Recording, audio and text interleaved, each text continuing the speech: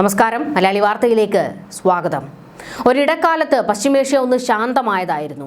എന്നാൽ ആ ശാന്തതയെല്ലാം കെടുത്തിക്കൊണ്ട് ഒരു യുദ്ധമുഖത്തേക്ക് പശ്ചിമേഷ്യ വന്ന് വീഴുന്നു എന്നുള്ള വിവരങ്ങൾ പുറത്തേക്ക് വരുന്നു. അതായത് യുദ്ധം ആളിക്കത്തുമെന്നാണ് ഇപ്പോൾ പുറത്തേക്ക് വരുന്ന ചില റിപ്പോർട്ടുകൾ. അമേരിക്കയുടെ കണ്ണിലേക്ക്, ആ റഡാറിലേക്ക് ഖമനേയും ഇറാനും ഇപ്പോൾ എത്തപ്പെട്ടിരിക്കുകയാണ്. എപ്പോൾ വേണമെങ്കിലും ഇരു രാജ്യങ്ങളും തമ്മിൽ ഒരു യുദ്ധം പൊട്ടിപ്പുറപ്പെടാൻ സാധ്യതയുണ്ട് എന്നാണ് വിവരങ്ങൾ പുറത്തേക്ക് വരുന്നത്.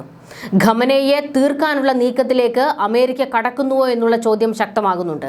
നമുക്കറിയാം, ഇസ്രയേലിന്റെ ഹിറ്റ് ലിസ്റ്റിലെ പ്രധാനി അത് ആയത്തുള്ള അലി ഖമനേയിയാണ്.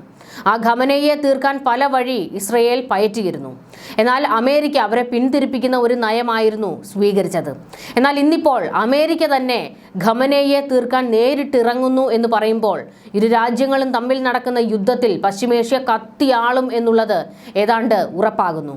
വീണ്ടും ആ പ്രദേശം അശാന്തിയിലേക്ക് വീഴുകയാണ്. ഇപ്പോൾ ടെഹ്റാന് മുകളിൽ വലിയ നിരീക്ഷണത്തിലേക്ക് അമേരിക്ക എത്തിയിരിക്കുകയാണ്. അമേരിക്കയുടെ വമ്പൻ പടക്കപ്പലുകളും പോർ വിമാനങ്ങളും ഒക്കെ ഇറക്കിയിരിക്കുകയാണ്. ഗൾഫ് മേഖലയിലെ സംഘർഷങ്ങൾക്കിടെ ഇറാന്റെ അതീവ സുരക്ഷാ മേഖലയായ കിഷം ദ്വീപിന് തൊട്ടടുത്ത് US നേവിയുടെ അത്യാധുനിക ചാരവിമാനം വട്ടമിട്ട് പറന്നത് വലിയ ചർച്ചയാകുന്നു. നിരീക്ഷണത്തിന് ഇറക്കിയത് അത്ര നിസ്സാരക്കാരനെയൊന്നുമല്ല. അമേരിക്കയുടെ അത്യാധുനിക മാരിടൈം പെട്രോളിംഗ് എയർക്രാഫ്റ്റായ P-8 പോസിഡോൺ ആണ് ഇറങ്ങിയത് എന്നുള്ള വിവരങ്ങൾ പുറത്തേക്ക് വരുന്നുണ്ട്.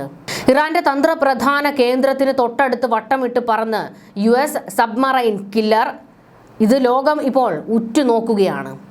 ഇറാന്റെ റവല്യൂഷണറി ഗാർഡ് കോർപ്സിന്റെ നാവിക താവളങ്ങൾ സ്ഥിതി ചെയ്യുന്ന കിഷം ദ്വീപിന് സമാന്തരമായാണ് US പോർ വിമാനം പറന്നത്. രാജ്യാന്തര വ്യോമപാതയിലായിരുന്നുവെങ്കിലും ഇറാന്റെ നീക്കങ്ങൾ കൃത്യമായി ഒപ്പിയെടുക്കാൻ പാകത്തിലായിരുന്നു വിമാനത്തിന്റെ സഞ്ചാരപാത. P-8 പോസിഡോൺ അത്ര നിസ്സാരക്കാരനല്ല എന്ന് ഞാൻ പറഞ്ഞല്ലോ. അതിന്റെ കാരണങ്ങൾ കൂടി നമുക്കൊന്ന് നോക്കാം.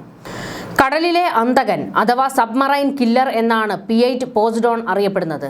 ബോയിങ് 737-800 വിമാനത്തിൽ മാറ്റങ്ങൾ വരുത്തി നിർമ്മിച്ച ഈ വിമാനം US നേവിയുടെ ഏറ്റവും കരുത്തുള്ള ആയുധങ്ങളിലൊന്നാണ്. ഇതിന്റെ കൂടുതൽ വിശദാംശങ്ങളിലേക്ക് കടക്കുകയാണെങ്കിൽ അത്യാധുനിക റഡാറുകൾ, സമുദ്രോപരിതലത്തിൽ കപ്പലുകളെയും കടലിനടിയിലുള്ള മുങ്ങിക്കപ്പലുകളെയും ഒരുപോലെ കണ്ടെത്താൻ ഇതിന് കഴിയും. ഇതിലെ റഡാറും ഇലക്ട്രോ ഒപ്റ്റിക്കൽ സെൻസറുകളും അതീവ സൂക്ഷ്മമായ വിവരങ്ങൾ വരെ ചോർത്താൻ ശേഷിയുള്ളവയാണ്. ഇനി ആയുധശേഖരം. വെറും നിരീക്ഷണം മാത്രമല്ല ഇതിന്റെ ദൗത്യം. ശത്രു മുങ്ങിക്കപ്പലുകളെ തകർക്കാൻ ശേഷിയുള്ള ടോർപിഡോകൾ, കപ്പലുകളെ ആക്രമിക്കാനുള്ള ഹാർപൂൺ മിസൈൽ എന്നിവ വഹിക്കാൻ ഇതിന് ശേഷിയുണ്ട്. വേഗതയും റേഞ്ചും കൂടി പരിശോധിച്ചാൽ ജെറ്റ് എഞ്ചിനുകൾ ഉപയോഗിക്കുന്നതിനാൽ വളരെ വേഗത്തിൽ ലക്ഷ്യസ്ഥാനത്തെത്താനും മണിക്കൂറുകളോളം ആകാശത്ത് തങ്ങി നിന്ന് നിരീക്ഷണം നടത്താനും ഇതിന് സാധിക്കും. സോണോ ബോയ്സ്. കടലിലേക്ക് എറിയാവുന്ന പ്രത്യേക തരം സെൻസറുകൾ ഉപയോഗിച്ച് വെള്ളത്തിനടിയിലെ ശബ്ദ തരംഗങ്ങൾ വിശകലനം ചെയ്ത് മുങ്ങിക്കപ്പലുകളുടെ സാന്നിധ്യം ഇത് തിരിച്ചറിയുന്നു. ഹോർമുസ് കടലിടുക്കിലെ എണ്ണക്കപ്പലുകളുടെ സുരക്ഷ ഉറപ്പാക്കാനും ഇറാന്റെ മുങ്ങിക്കപ്പലുകളുടെ നീക്കങ്ങൾ നിരീക്ഷിക്കാനുമാണ് അമേരിക്ക P-8 പോസിഡോണിനെ പ്രധാനമായും ഉപയോഗിക്കുന്നത്. ഇറാന്റെ നാവിക കരുത്ത് കേന്ദ്രീകരിക്കുന്ന കിഷം ദ്വീപിന് സമീപം ഈ വിമാനം എത്തിയത് മേഖലയിലെ നിരീക്ഷണം അമേരിക്ക ശക്തമാക്കി എന്നതിന്റെ സൂചന തന്നെയാണ്. ഇത് മാത്രമല്ല, ഒരു സർവ്വസജ്ജമായി തന്നെ ഇപ്പോൾ അമേരിക്ക നിൽക്കുകയാണ് ഇറാന് നേരെ. ഇറാനിൽ എപ്പോൾ വേണമെങ്കിലും കര അല്ലെങ്കിൽ കടൽ, ആകാശം വഴിയുള്ള ഒരാക്രമണം സാധ്യതയുണ്ട് എന്നാണ് വിവരങ്ങൾ. US കപ്പൽപ്പട പശ്ചിമേഷ്യൻ മേഖലയിലേക്ക് നീങ്ങിയതോടെ മേഖല യുദ്ധഭീതിയിലാണ്.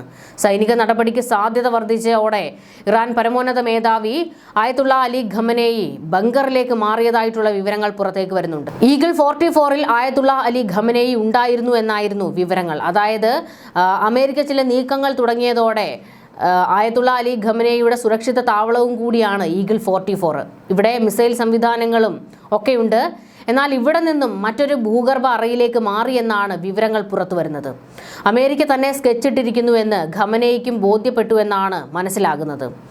ഖമനേയിയുടെ മൂന്നാമത്തെ മകനായ മസൂദ് ഖമനയി പിതാവിന്റെ ഓഫീസിന്റെ നിയന്ത്രണം ഏറ്റെടുത്തതായും രാജ്യാന്തര മാധ്യമങ്ങൾ റിപ്പോർട്ട് ചെയ്തു. US-ന്റെ ഭാഗത്തു നിന്ന് ഏതു നിമിഷവും ആക്രമണത്തിന് സാധ്യതയുള്ളതിനാലാണ് ഖമനേയി ടെഹ്റാനിലെ ഒരു സുരക്ഷിത ഭൂഗർഭ അഭയ കേന്ദ്രത്തിലേക്ക് മാറിയതെന്ന് ഇറാൻ ഇന്റർനാഷണൽ റിപ്പോർട്ട് ചെയ്തു.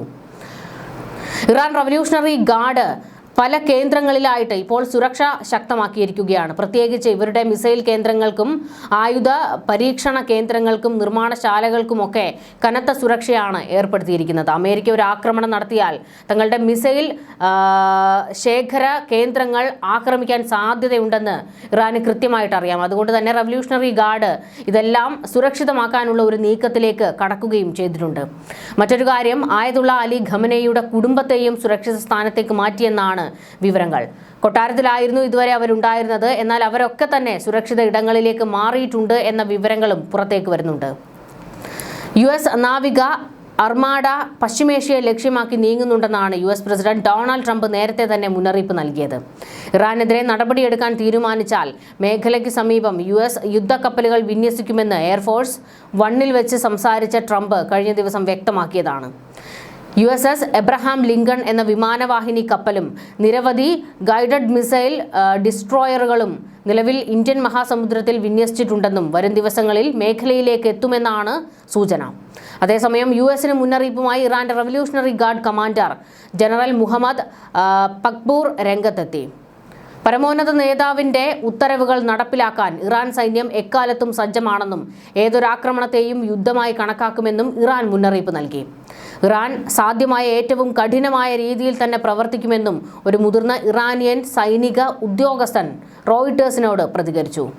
ട്രംപിന്റെ നീക്കം ഇറാനിൽ നിന്ന് പരമോന്നത നേതാവ് ആയത്തുള്ള അലി ഖമനേയിയെ അവസാനിപ്പിക്കുക എന്നുള്ളതാണ്, അല്ലെങ്കിൽ രാജ്യത്ത് നിന്ന് തുരത്തുക എന്നുള്ളതാണ്.